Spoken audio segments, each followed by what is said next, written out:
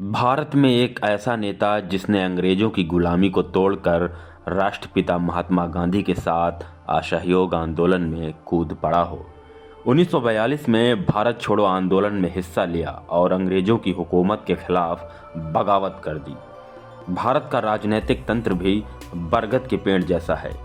छात्र राजनीति की नर्सरी कक्षा से निकलकर राजनीतिक जीवन में सफलता के बिंदु पर अपना नाम अंकित करना बड़े अचंभे की बात है। इस दिग्गज नेता की कहानी जिंदगी में उसकी उम्र के बराबर के किस्से हैं, जो सादगी के लिए पहचाना गया। यही नहीं, जब उसने अंग्रेजों से बगावत कर दी तो बगावत के जुर्म में जेल हुई और जिस जेल में वो बंद किया गया उस जेल में उसके पिता पहले से बंद थे। भारतीय राजनीति में बहुत कम लोग होंगे जिन्हें उनकी पार्टी के लोग नथिंग डूइंग तिवारी और विरोधी दल कहते हैं नर है न नारी, ये है नारायण दत्त तिवारी। तो आज इस यात्रा पर हम बात कर रहे हैं जिसने एक नहीं बल्कि दो राज्यों की कुर्सी संभाली और जो प्रधानमंत्री के पद के महज एक कदम दूर रह गया। वो हैं स्वर्गीय नारायण दत्त तिवारी।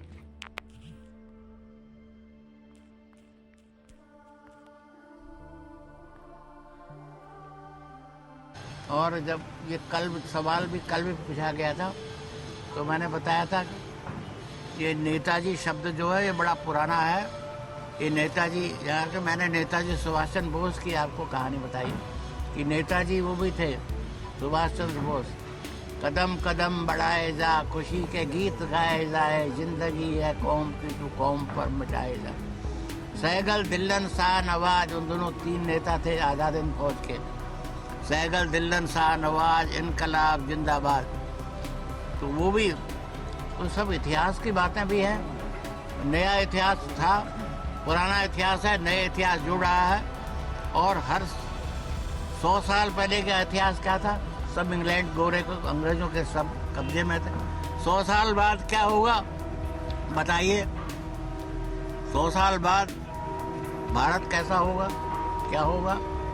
ये सब बातें जो भविष्य के गर्भ में है। मुलायम सिंह जी अपना पूरा रोल अदा करेंगे अपने जीवन काल में, अखिलेश करेंगे और नैनीताल की जमीन पर पैदा हुआ ये शख्स कोई और नहीं बल्कि 3 बार का मुख्यमंत्री है। नैनीताल की पहाड़ियों से बलूती गांव में अक्टूबर 1925 को वन विभाग में अधिकारी पूर्णानंद तिवारी को पुत्र रत्न की प्राप्ति हुई। नाम रखा गया नारायण दत्त। अंग्रेजों को चुनौती देते रहे, लाठी खाई और जेल भी गए। नैनीताल के हल्द्वानी स्कूल में शुरुआती पढ़ाई पूरी की। उच्च शिक्षा के लिए प्रयागराज पहुंचे। 1947 में देश जब आज़ाद हुआ तो वो इलाहाबाद यूनिवर्सिटी के निर्वाचित छात्र संघ अध्यक्ष थे। ये वो लाल था जिसने भारतीय राजनीति की पथरीली राहों को तय कर संघर्ष से शानदार राजनीतिक सफलता प्राप्त की। यही नहीं, उत्तर प्रदेश की राजनीति के अजातशत्रु के रूप में प्रथम पटल पर यह नाम आज भी अंकित है। 1957 में नैनीताल से चुनाव जीते और असेंबली में विपक्ष नेता के तौर पर स्थापित हुए। इसके बाद तिवारी की राजनीतिक जिंदगी में तमाम बदलाव आए। साल 1963 ये वही साल था जब एनडी तिवारी ने कांग्रेस का हाथ थामा था। अमेरिका में संसदीय चुनाव पद्धति के अलावा लखनऊ स्थित नेशनल हेराल्ड के संवाददाता के तौर पर काम भी किया।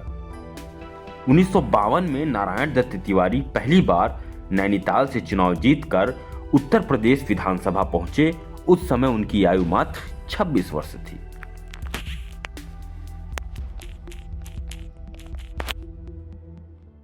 वो सदन के सबसे योग्य और युवा विधायक थे। नारायण दत्त तिवारी की खास बात थी कि वो कभी किसी को ना नहीं करते थे। एक ज़माने में उनके प्रधान सचिव, जो आज की तारीख में रिटायर्ड हो चुके हैं, जब कभी उनसे बात करने का मौका मिलता है तो वो बताया करते हैं कि तिवारी जी में 3 खूबियां थीं। वो कभी किसी को मना नहीं करते थे।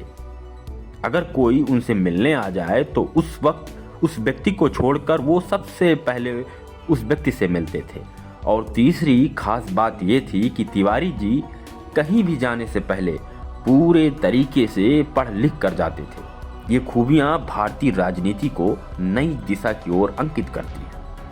एक घटना और है, शायद भारतीय राजनीति में बहुत कम प्रसिद्ध हुई।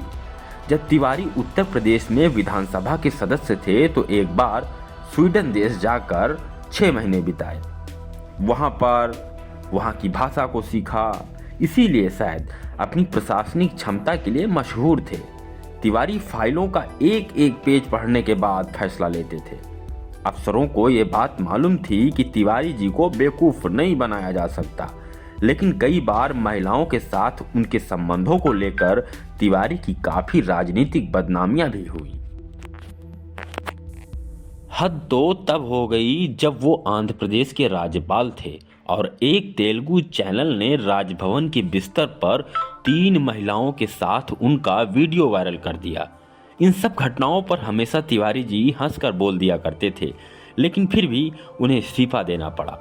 यह राजनीति थी, कभी चढ़ती तो कभी उतरती। कुछ ऐसा ही हुआ। 1951 के लोकसभा चुनाव के बीच राजीव गांधी की हत्या के बाद कांग्रेस सत्ता में वापसी के तौर पर एनडी तिवारी प्रधानमंत्री पद के लिए सबसे आगे चलने वाला नाम उभरकर सामने आए। लेकिन उस वक्त कांग्रेस में उथल पुथल चल रही थी।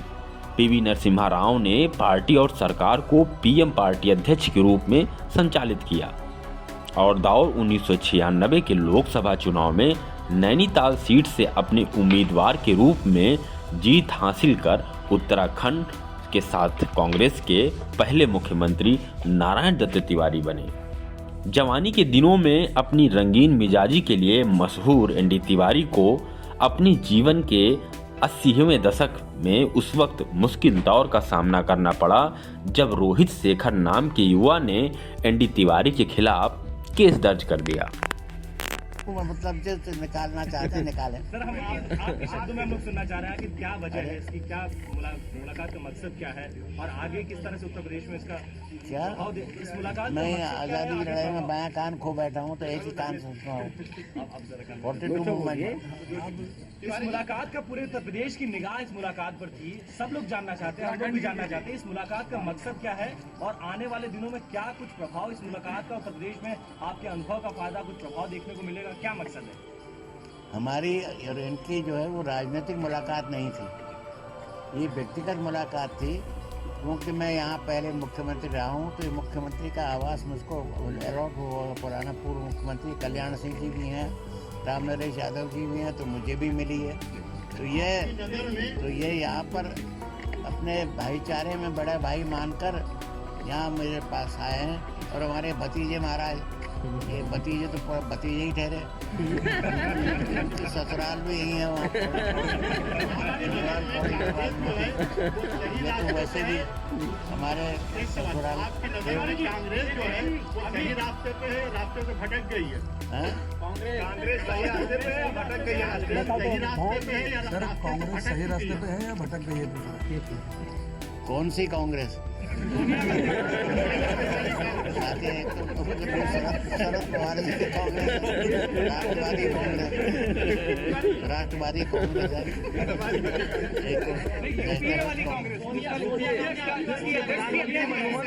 सोनिया गांधी कर रही है। सोनिया गांधी जिसकी अध्यक्षता कर रही है वो वाली कांग्रेस। सोनिया गांधी जी, हाँ, जिसकी अध्यक्षता कर रही है उस कांग्रेस के बारे में पूछा। सोनिया गांधी तो प्रेसिडेंट हैं, लेकिन प्रधानमंत्री तो मनमोहन सिंह जी हैं। प्रधानमंत्री से पूछिए सवाल। सोनिया गांधी तो केवल प्रेसिडेंट है कांग्रेस की। तिवारी जी, सीधा अभी आपने कहा अखिलेश उत्तर प्रदेश चलावा, मुलायम सिंह जी देश चलाए, इसमें आप अभी आपने कहा। इसके लिए तिवारी का डीएनए सैंपल टेस्ट लेने का आदेश दिया, जिसके लिए तिवारी ने काफ़ी टाल मटोल किया, लेकिन बाद में सैंपल देना पड़ा। तिवारी की उज्ज्वला शर्मा से मुलाकात 1968 में हुई। उस वक्त तिवारी युवा कांग्रेस के अध्यक्ष थे और ये सिलसिला वहीं से बढ़ता चला गया। शेखर की मां उज्ज्वला ने 2008 में एनडी तिवारी के खिलाफ अदालत का सहारा लिया। 15 मई 2014 को तिवारी ने उज्ज्वला से भारतीय रीति रिवाजों के अनुसार शादी की। तमाम विवादों के बावजूद तिवारी का इतिहास शानदार रहा।